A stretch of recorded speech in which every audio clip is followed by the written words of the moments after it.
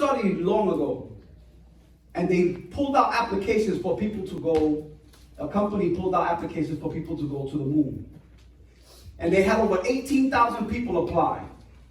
And more than 90% applied because they were so discouraged here on earth that they wanted to go somewhere else. Wow. And this is sometimes how we feel. Yes. We feel like we want to get out of here because we're so discouraged.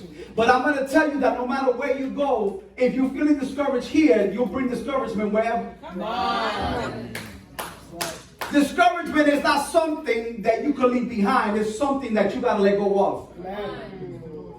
Mm-hmm. Jesus. Discouragement is something that we all live with from time to time. I've gotten discouraged. Pastor, have you gotten discouraged? We've gotten discouraged from time to time. It's easy for us to allow the pressures and burdens of life to overwhelm us and cause us to despair.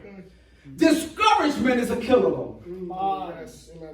Listen to me. Discouragement is a killer. Discouragement has caused people to drop out of church, to give up ministry, even to abandon their family. It has caused pastors, evangelists, teachers, prophets. It's caused worshipers to just leave the ministry and give up the fight and lay their Bibles down because they got discouraged. It's caused others to do worse things than that. John Calvin said this: in addition to the immense troubles by which I am so sorely consumed, there is almost no day on which some new pain or anxiety does not come. Charles Spurgeon said this: discouragement creeps over my heart and makes me go with heaviness to my work. It is dreadfully weakening. Now, I'm speaking to you because these are men who were known as pioneers in the gospel. That they're telling you that they got discouraged themselves. They face discouragement, anxiety, and fears every day of ministry. Anybody felt that way? I know I do. So, many of us, we are precious in the sight of the Lord. Some in this very room right now are discouraged. You're discouraged in your walk with the Lord, but you don't say it. But it's in your demeanor.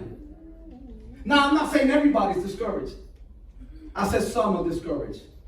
Some of you are thinking about throwing in the towel. My God. You're trying to throw in the towel when you haven't even begun. You're considering dropping out. But before you do, I'm going to remind you of something, right? That the Bible says that is in your life when you're in a state of discouragement. 2 Timothy says, for God has not given us the spirit of fear, but of power, love, and a sound mind. Say it with me. For God has not given us the spirit of fear, but of power, love, and a sound mind. That means your mind ain't all over the place. Your mind is together.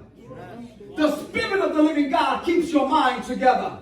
It was only God that when I felt discouragement kept my mind together. When I thought about quitting, He kept my mind together. When I thought about giving up ministry, He kept my mind together. When they came up against me, He kept my mind together and reminded me, hey, stay focused. Come on. Okay, let me say it. He said, hey, forget about them. Forget about what's happening. Look at me. Come on. Just stay with me. I'm going somewhere. The verse will seem to indicate that you and I do not have to live with discouragement as our constant companion. The problem is we like that as a companion. We keep discouragement wherever we go. And then your discouragement, you try to project it to somebody else. And when somebody calls you on, listen, you're discouraged? No, I'm not discouraged. Yes, you are. We have a battle with discouragement. It's okay.